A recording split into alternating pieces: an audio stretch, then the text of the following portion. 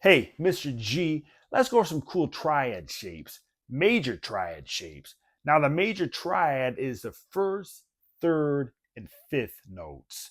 Now, we're going to be using three major bar chords to build these triads off of. And there actually is a pattern when we do this. As I do three triads in a row, they each have a different root note, meaning one will have a root note of one will have a root note of three, and one will have a root note of five. So this is kind of a cool little pattern we're doing here today. But we're going to be doing A major, and you can basically take these shapes and move them depending on what kind of key or chords you're playing with. You know, if you're playing a G chord, you can take this pattern and drop them down 2 frets. You know, if you're playing a B, a major chord, you go up 2 frets for each of these patterns. So it's a movable shape is what I'm trying to say for these triads. So we're doing A major again, like I said, and a triad again is your first, third, and fifth. And there's three major bar chords that we're going to be using to build these triad shapes off of. Here's your first bar chord. And it's basically I'm taking my index finger and barring over strings 1 through 6 on the 5th fret. I'm going to take my ring finger and place it on the 5th string, 7th fret. I'm going to place my little finger on the 4th string, 7th fret, and place my middle finger on the 3rd string, 6th fret. And then the next bar chord, I'm going to place my little finger on the 5th string, 12th fret, place my ring finger on the 4th string, 11th fret, bar over my index finger on strings 1 through 3 there, which I end up placing over all the strings just to make it easier. And I'll place my middle finger on string number 2 on the 10th fret. And again, that barred over index finger will be playing strings 1 and 3 on the 9th fret. And this last chord is an A major bar chord. So I'm going to place my index finger over strings 1 through 5 on the 12th fret. And I'm going to place my ring finger over strings 2, 3, and 4 on the 14th fret. So the index finger will be playing strings 1 and string 5 on the 12th fret. And the ring finger will be playing strings 2, 3, and 4 on the 14th fret. If you have a hard time in that first string that I do, I just kind of cheat it and play strings 2 through 5. But the actual triad will be using that first string note there. So let's play that first triad set.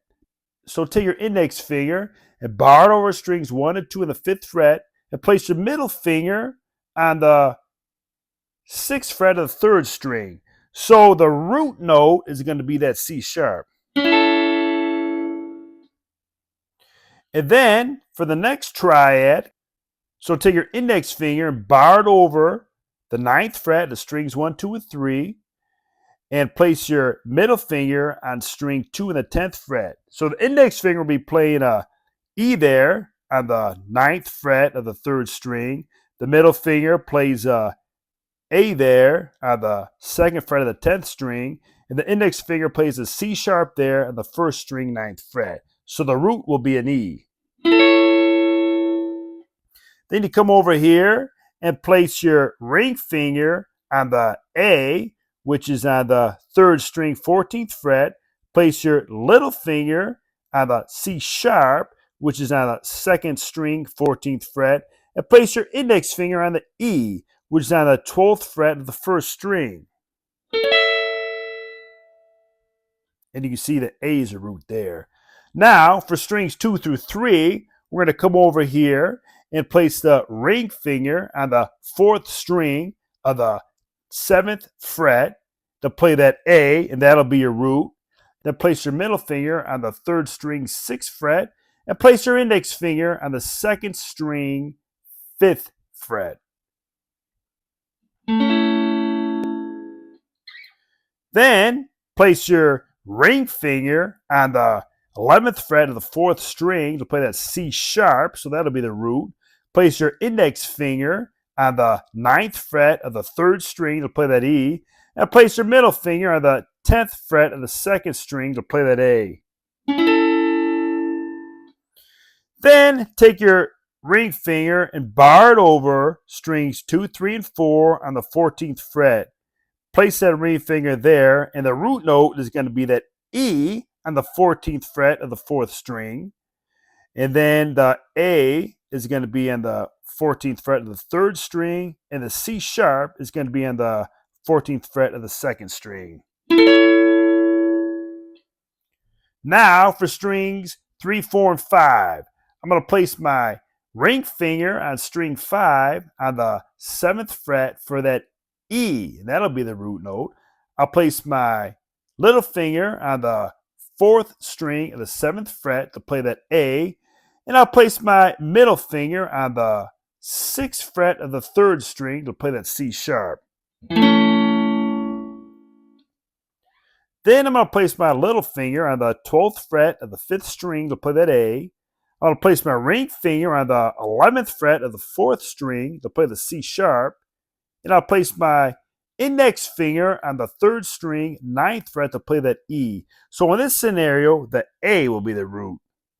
And then this last one, instead of playing a chord like this, like I showed you originally for the bar chord, I'm kind of doing an ad-lib in order to get that C sharp in there.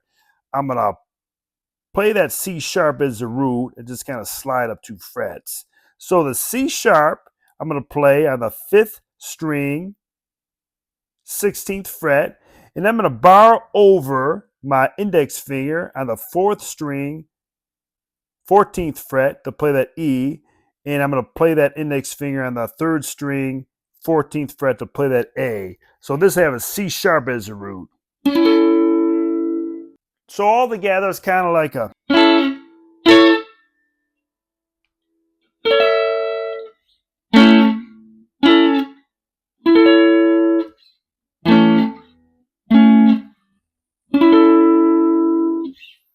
again, it's a really cool triads, all based on 3 different bar chords. So have fun playing those. Again, they're movable.